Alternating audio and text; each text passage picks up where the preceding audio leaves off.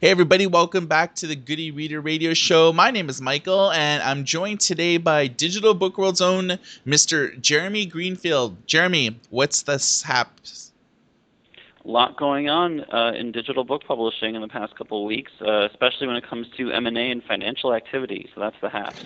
Yeah, I guess everybody's been reporting sales figures from Google to Amazon and publishers and everywhere in between. The biggest story, Jeremy, of course, is the further consolidation of the publishing industry as News Corp has purchased Harlequin. That's correct. News Corp has acquired Harlequin and is going to make it a division of HarperCollins. HarperCollins is now, should the revenues from Harlequin last year and HarperCollins last year be about the same, is getting close to being a $2 billion company and pretty solidly the second largest trade publisher in the world.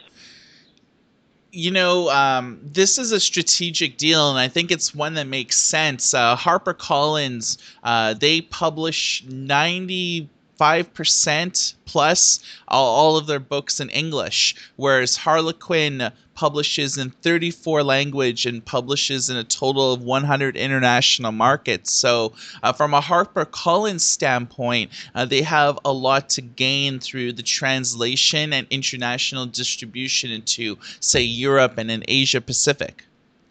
Yeah, I think that's the big takeaway from this. The other thing being just in general the distribution channels.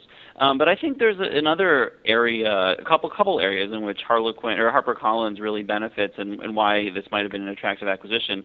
One is verticalization.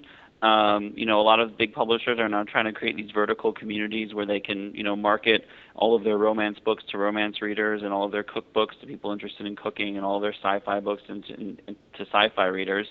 And the second thing is a brand. Most big publishers don't really have a consumer-facing brand. Some consumers, know Penguin, or they might know an imprint like Tor here and there that they like. But generally, people don't know publishers; they know authors. And Harlequin is one of the very few publisher brands out there. There are, dedicated Harlequin readers, and when people hear the word Harlequin, they know what it means. Apparently, the average Harlequin reader reads 100 books a year. That is very impressive. That puts them in the category of what we call power readers, those who read about 100 books a year or more. There are some who read up to 300 or 400 books a year. And you think of power readers, and you think, wow, this person must be like a super genius, and has read everything out there. But a lot of the power readers, go through, they love romance and they read like 100 romance books a year. They love, westerns and they read 100 westerns a year. They love mysteries and they read 100 mysteries a year. So that's kind of the profile of your typical power readers. But there are some out there that read everything. So, Jeremy, it's safe to say that you know a lot of authors, and one thing that authors sometimes don't like is to be pigeonholed into one genre. Do you think that this deal with HarperCollins will allow Harlequin writers that have only done romance to be able to explore other options, and perhaps instead of dealing with Harlequin, they could deal with HarperCollins and pull a J.K. Rowling, do a mystery, do like a political thriller? Do you think that's a realistic proposition? I think that it's possible that that's something that you'll see, but not because of the acquisition. I think it's possible it's something you'll see because, in the past, 10 or 15 or 20 years ago, it was really, really, really difficult to move from one to the other. If you were an author who had a successful series of romance novels under a pen name or under your own name, to write outside of that genre, very few agents or editors would recommend that. It would be very hard for you to get published. You would hear things like, this is what you do. You're this kind of author, pigeonholing, exactly as you said. So why don't you, stick to that? Readers won't recognize you, going outside of that. But now, authors can publish themselves. And so a lot of authors, when meeting with that message 3 or 4 years ago, would say, all right, well, I'm going to publish this book myself, or I'm going to try to do that. And I think that idea of that happening has kind of seeped through the industry, and I think agents or author and editors are much more open-minded to the idea that authors can go outside of their genre or their comfort zone or where they've been pigeonholed to. I don't think it necessarily means you're going to see a ton of authors doing it, but I think it's a little bit more likely today than before. So I think it's just as likely that a Harlequin author could branch out and work with someone at Simon and Schuster, for instance, on a new title and a new genre, rather than necessarily only someone at HarperCollins. But I think it's more about what's happening in the industry.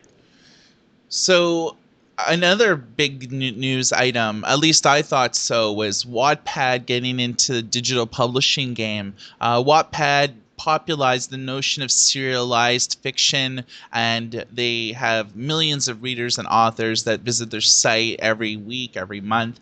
A lot of their authors find themselves being able to grow because they'll write a chapter, they'll get immediate feedback from the community, develop a devout following, and then continue and persevere. Wattpad is using Amazon Create Space to make the physical versions of the book available, and they've also got distribution agreements with Amazon, Apple, and Kobo. They're publishing 2 books. One author has had 100 million reads total, and Wow. another book called My Wattpad Love has been read 19 million times on the site. My question, Jeremy, is a lot of people who read ebooks won't really go to a site like Wattpad and read the serialized fiction, but will the people that read the serialized fiction for free on Wattpad buy the book? I think that we will be surprised by how often they do. I think many of them won't, but I think more of them will than you would expect. I think we've entered an era in media consumption where readers and viewers want to feel and see and touch and interact with the things that they like on many, many, many levels. And I think part of that is, if they, if they read all of a blog, and that blog has been turned into a book with a little bit of extra content, that they will be pretty likely to go out and buy the book compared to someone who's no familiarity with it, because they want to see and feel and touch it from a different angle and sort of support it. And I also think that, readers and viewers are, they understand that media is changing and that you get a lot of stuff for free, and that if they want to keep on seeing and reading the stuff they like, they're going to have to support it financially in one way or another.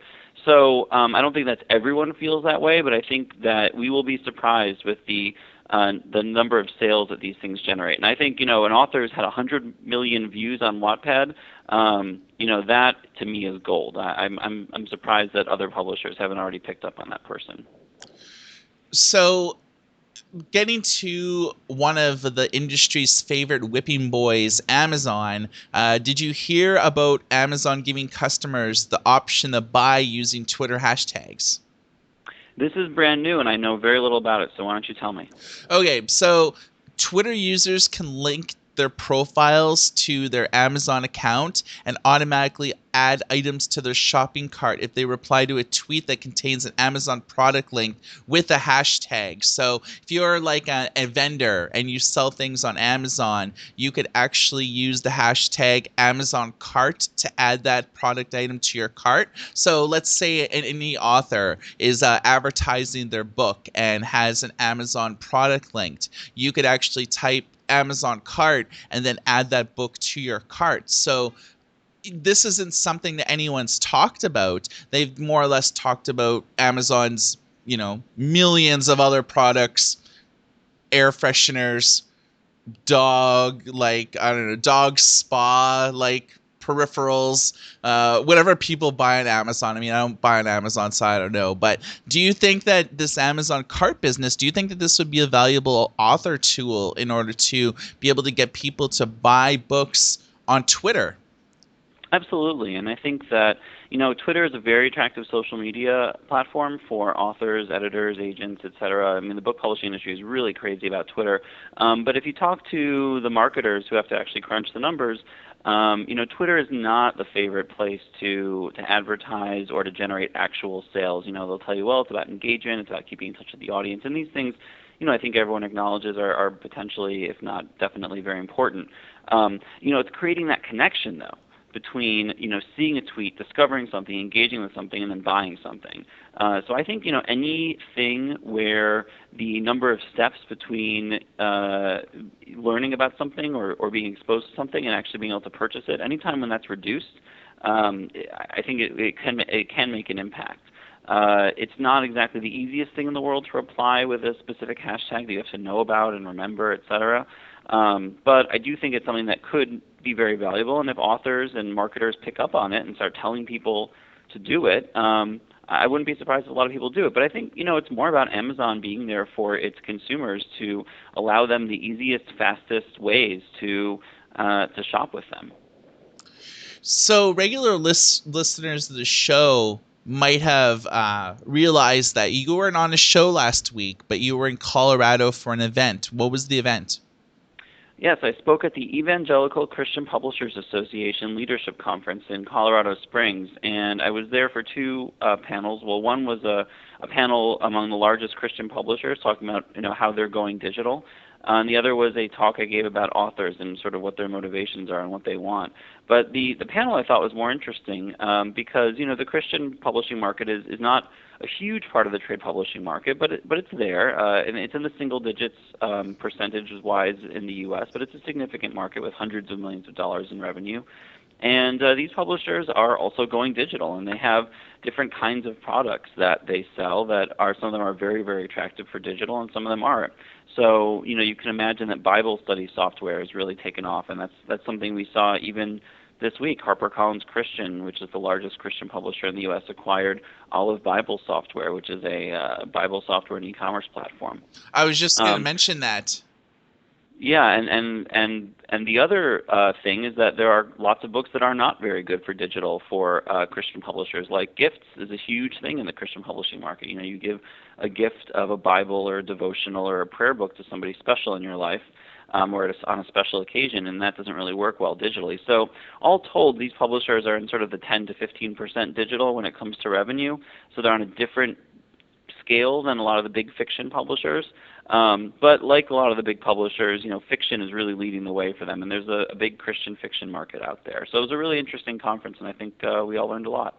Yeah, that's very interesting, and I actually thought that the Olive Tree purchase was savvy because Olive Tree, their apps do tremendously well. I know that their only free app, I believe it's called Olive Tree Bible Study. It's been downloaded close to about 8 million times just on Google Play, and another 1.5 million times on our own Goody Reader app store. And the Christian market is huge when it comes to apps because there isn't really too many free options out there to be able to let you read, say, the King James Bible or the various other editions. With the Bible, there's all sorts of editions out there, and I found through metrics with our Goody Reader app store that Olive Tree, the Jehovah Witness study guides, those seem to be almost the top apps downloaded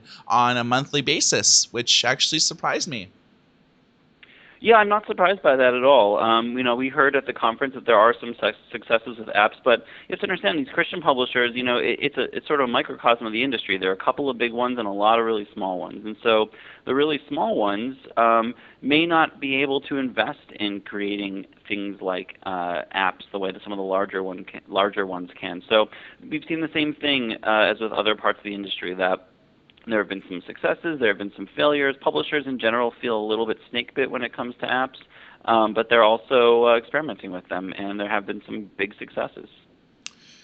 So, Jeremy, you're a fellow that likes to get his 2 cents in. You're a prolific public speaker. One can say that you like to debate. And Sure. DBW is unveiling a new series that is taking debating to another level. Well, I am very proud of this and happy about this, and I am excited about where this is going to go. And I've got to tell you that we already have a lot of people sign up for it, even though we just announced it yesterday. We're considering a series called DBW Debates, but we're doing one to start out to see how it goes, and it's about eBook subscription services. So the way this is going to work is that we put together 2 teams of 2 to debate the following proposition. And I'm approximating here because I don't have it right in front of me, but the success of ebook subscription services will be good for authors, publishers, and readers. So they're going to debate that. Two of the people are going to be for the proposition that, yes, ebook subscription services will be good for authors, publishers, and readers. And the other two are going to debate against it, that no, ebook subscription services will not be good for authors, publishers, and readers. And we very specifically chose that statement because, if you're a reader who reads tons and tons of books and you get to pay $10 a month instead of hundreds of dollars a month for an ebook subscription service, you save a lot of money and you get a really good experience. Maybe you can discover new books that you never thought you could discover before. But then authors and publishers aren't going to get the same amount of money, or maybe the startup itself won't get the same amount of money from readers as they would beforehand. So I feel like there are a lot of angles here that they can argue, and there really is no clear-cut, obvious right answer.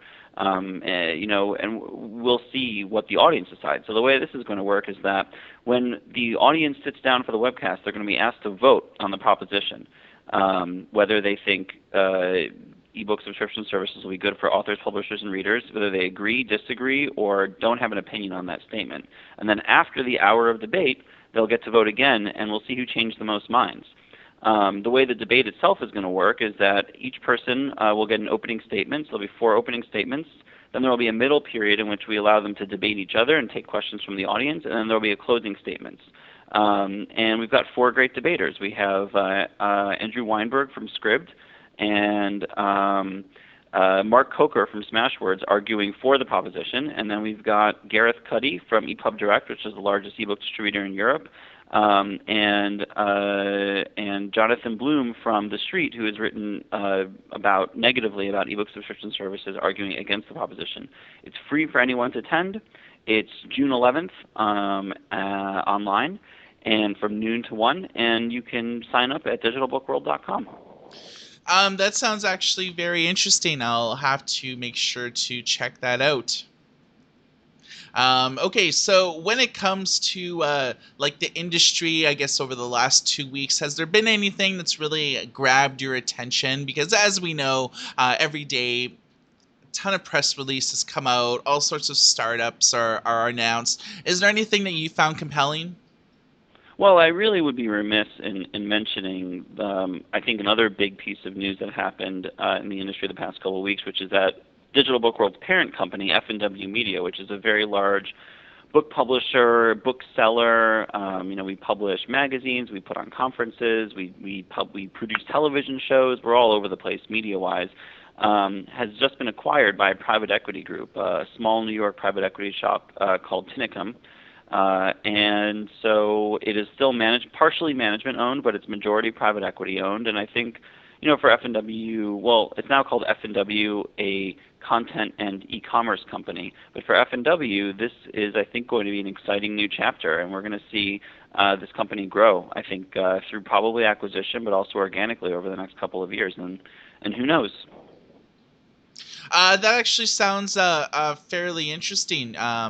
I guess it's too early to say, what'll change, but we'll notice changes. Hopefully, maybe in like a year or two, as you can have a little bit more funds to scale up and to do more things, right? Well, F&W has been very acquisitive over the past couple of years. It acquired Interweave Publications. It acquired, or Interweave Media, I believe it was called. It acquired New Track Media. It's made a lot of acquisitions over the past couple of years, and those are just 2 of many, the 2 largest ones, I think. I think F&W is going to continue to acquire stuff. I think we're going to see it happen sooner rather than later. I wouldn't be surprised if we're going to see more acquisitions this year. There's plenty of time left in the year for more acquisitions. Usually with private equity purchases, not usually, but often there are costs taken out of the business and things are shut down and people are let go. I don't necessarily see that happening with F&W. The company has been very, very clear about where it wants to make investments and where it wants, to have people working on things. And, through some of the acquisitions it has cut things out of the company and let certain people go, unfortunately, because of that. So I think F&W, before the private equity acquisition, was already at a place, a pretty satisfactory place when it comes to staffing levels and where the investments are going. So I don't see a lot of that activity happening, but anything could happen. I do expect we'll see more acquisitions in the coming year or two. So, in terms of e-reader news, Mother's Day is right around the corner, and Amazon, Barnes& and Noble, and Kobo are all offering about $20 off many of their popular e-readers. So you can get a Kindle for about $49. You can get a Kobo. Any type of Kobo device at about $20 to $40 off. Even Barnes and Noble is slashing the price on the Nook Glow Light. I believe you can get it for about $79 right now. So if you want to get your mom an e-reader for Mother's Day, this is a pretty good time. All of the deals are available now, both online and actually in the physical stores. I believe that they're US only, so it's only applicable to people that live in the good old US of A, and not too relevant to people in Canada, but the Kobo deal is available in both Canada and the US. So, Jeremy, with deals like this, would it, do you think that they're going to sell more e-readers?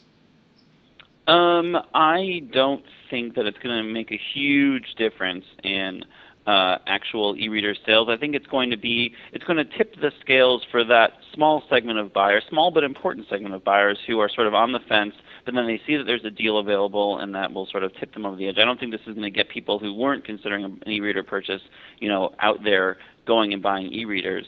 So maybe a small bump, not a huge bump. People in general are not as interested in those devices as they have been in the past, unfortunately, for the book publishers and for the e-reader companies. But I do think this will probably make a small difference. That said, I don't think that the publishers need to, or that the retailers need to sell that many more e-readers to make a difference for them. I mean, they've got their apps on all the devices, but as we know, someone who owns one of their e-readers is much more likely to buy and read lots of ebooks. So even just a couple of extra sales can make a difference to them.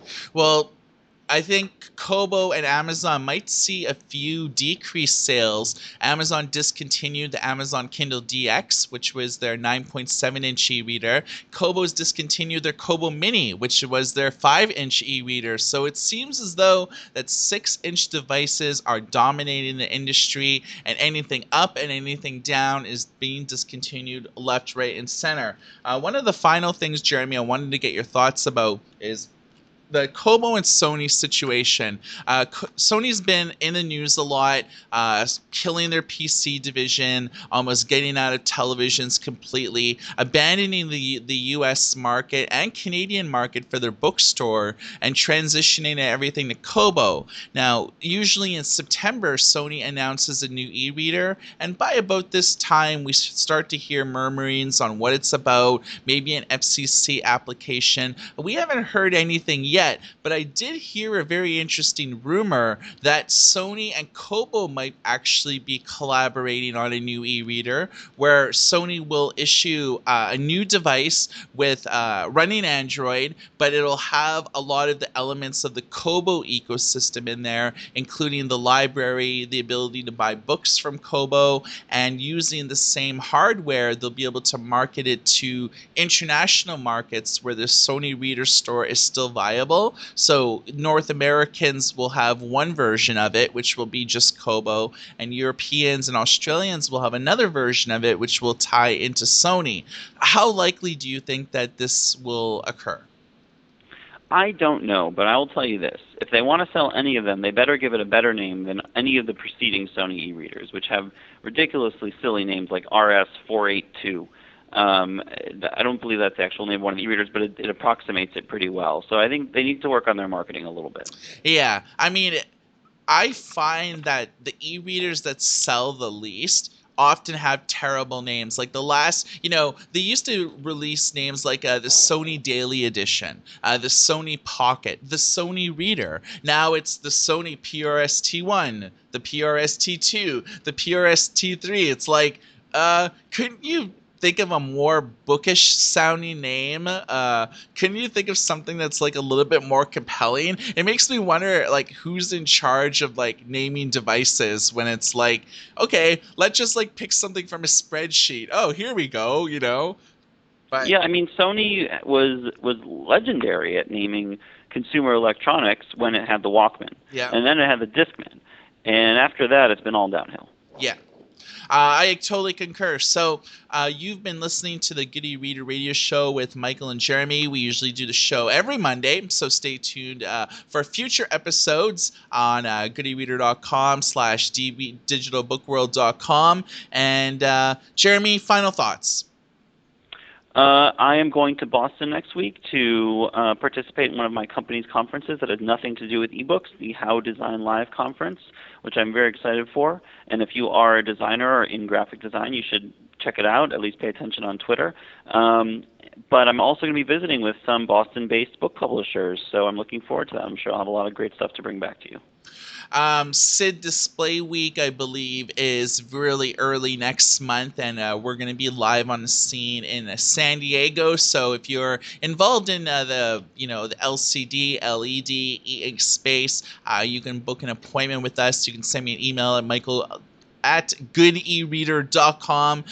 We'll be there in San Diego for a few days to give you guys all the latest news on the e-paper digital signage front.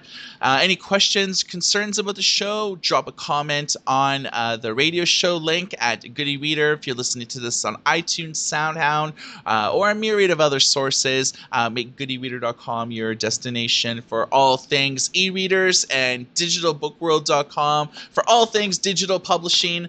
Jeremy, thanks for doing the show. Thanks, Michael. Everybody take care.